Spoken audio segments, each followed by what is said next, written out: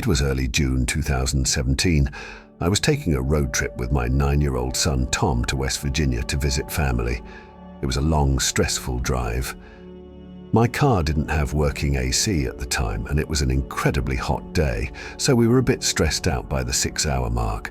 We had left later in the day, so we were still on the road by dark. I think it was around 9 p.m. when we were still on the interstate, and Tom started complaining that he needed to use the bathroom.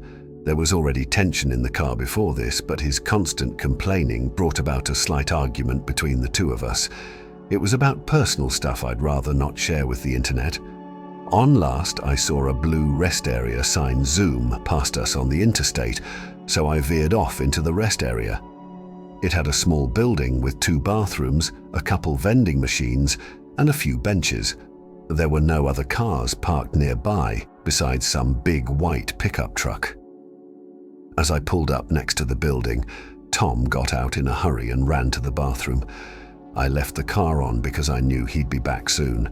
Like I said, I don't want to get into personal stuff, like why we had a bit of an argument, but it seemed we were at that stage where we weren't exchanging words anymore. I figured the rest of the ride would be silent. About a minute later, the back door opened and then shut. I wanted to say something to Tom, but I didn't know what to say, so I just stayed quiet and drove off. I noticed that the white pickup truck parked nearby was leaving as well.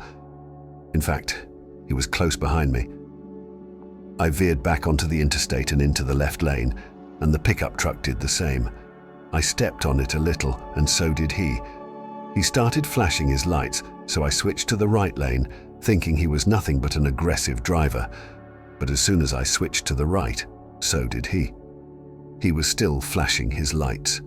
I pulled into the right lane and started to slow down. He sped up, still in the middle lane, and when he caught up to me, he slowed down and lowered his window. I did the same, and he started yelling something to me, pointing out my car. He looked like a creepy, sketchy dude at first glance. I couldn't hear a word he was saying, so he pointed for me to pull over to the side. I told Tom to keep calm. In my head, I was saying, if this guy tried to do anything funny, I would floor it. The pickup pulled up behind me on the grass, and the guy came out of his truck running to my car. I put the car back in drive as my heart was racing, ready to drive, but then he screamed, "Wait." He got to my window and said, "That's not your kid," and pointed to the back seat. As he said this, I was confused and said, "What?" He said, "That's not your kid that got in your car." Suddenly, the back right side door opens and I turned to see someone getting out of my car, not my son, Tom. I got out from the car, screaming at the tall person who seemed to be a fully grown man, but they had already disappeared into the woods. I looked at the driver of the pickup and thanked him as I suddenly panicked, thinking about what could have happened to Tom. I got back in my car, crossed the grass between the interstate, and drove back to the rest area. The guy in the pickup followed me. We got back there in like 30 seconds to find Tom waiting outside the rest area bathroom. He got back in the car all confused. I explained everything to him, almost out of breath, as did the pickup driver. I thanked the guy one more time before he drove back to the spot he was sitting in before. Tom was so intrigued about what just happened, and I was so disturbed that we were back on good terms again. We chatted the whole rest of the way and told family about it as soon as we arrived. I never even got to see what the person who got in my car looked like. Honestly, maybe I should be happy. I never turned around to look at them because I don't know what they would have done. My girlfriend and I took a road trip to California recently. The way there was completely normal. We left home early in the morning and got to the hotel by nightfall. On our way back home, however, we left midday, and a majority of our ride was in the dark. The drive was about 10 hours each way, not including stops for food. We made 2 food stops, the first after about 3 hours of driving, then one more much later and deeper into the night. We got off the freeway at like 12:30 at night and went to the nearest Wendy's for food. We got right back on the freeway after that. I ate while I drove, which my girlfriend wasn't too fond of. but I just wanted to get home sooner rather than later. Shortly after getting back on the freeway, it started to rain. My girlfriend forced me to pull over now. She didn't want me eating and driving in poor conditions. As I pulled to the side, it actually started to downpour. I finished up eating my food and then we heard a bang sound at the window. At first, I chalked it up to noises from the storm, but when I looked to my left out the window to see a figure blocking 90% of the window, along with the shriek of my girlfriend's, I nearly had a heart attack.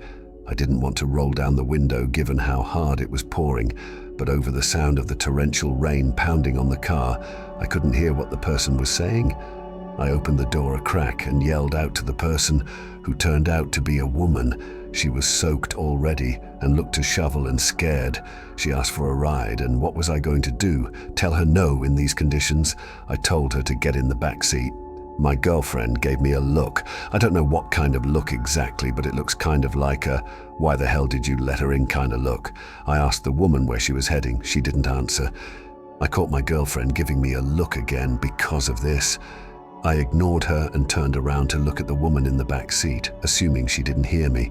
But as creepy as it was, she was actually looking right at me with a cold, unfriendly face. I'd say it was a neutral blank face, but something about it was just off-putting. I repeated my question, and she just shrugged her shoulders and laughed. I looked at my girlfriend, who was once again looking at me. I said out loud that I'd be dropping the woman off at the next town we crossed. So I guess I was announcing that to both my girlfriend and the woman. As we got back onto the barren highway, there was a sudden ear-piercing screaming sound coming from right behind me, and the woman sitting behind me suddenly brought her arms around my throat. I slammed on the brakes as I was struggling to breathe, almost sliding into the divider. My girlfriend, quote, slashed at the woman's face with her long nails. The screaming turned from a deranged, angry kind of screaming to screams of pain and agony. I got out of the car as she had her hands pressed up against her face in agony. I then opened the back door, grabbed the woman with both hands, and literally threw her out of the car into the rain. She started begging, "Please, please," over and over as I looked down at her, but that's all she said. She cried as she kept saying the word "please." I ignored her and got back into my car and locked it. As I put the car in drive, there were bangs at the window as the woman started screaming again. Her screams, once again, sounded like the screams of a deranged mental asylum patient. I drove away casually, as she was no longer a real threat, or at least not that I knew of. My girlfriend quickly got on the phone with the police and warned them of some suspicious, unstable woman lurking around the highway. We didn't stop again, though. We went straight home from there, obviously a bit shaken up and whatnot. But I didn't want to be thinking about that incident for any longer than I had to. It was 2010. I was driving my Ford F-150 from my home in Pennsylvania to Georgia. I had family in the countryside of Georgia who I'd be spending the week with. It was going to be a drive of around 14 hours, and I planned on doing it all in one day. I got on the road at 10 a.m. I stopped once for lunch at some deli, and then 4 hours later, I stopped at a rest area to eat the turkey sandwiches I packed in the cooler.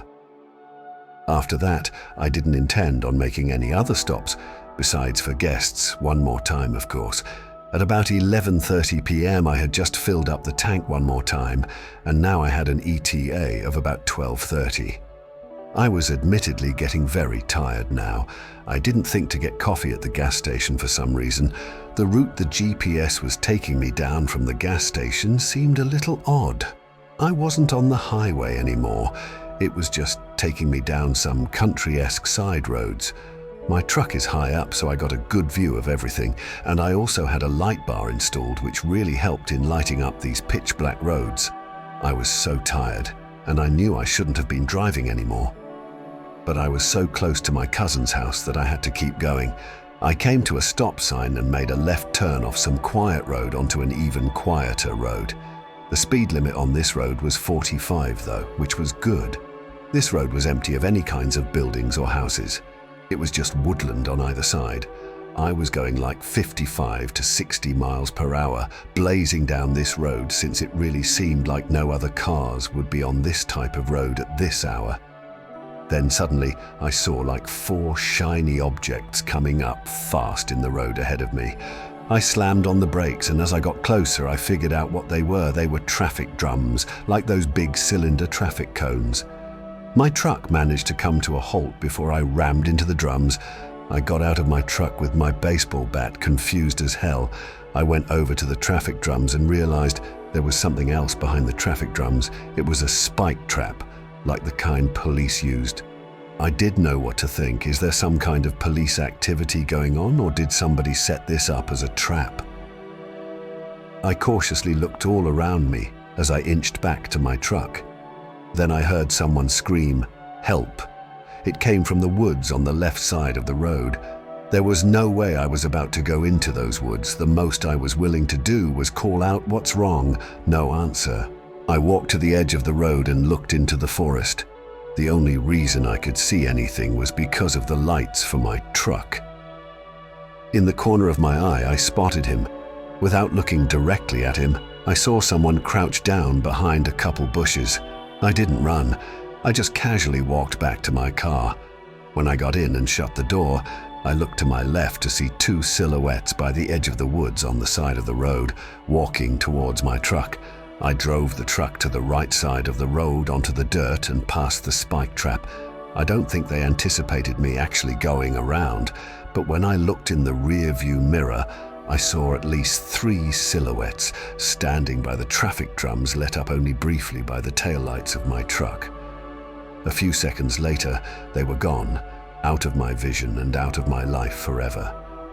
This was not something I would have ever expected to happen to me. Nevertheless, I'm glad I made it out alive. Subscribe to my channel and don't forget to turn on notifications to see you in the next story.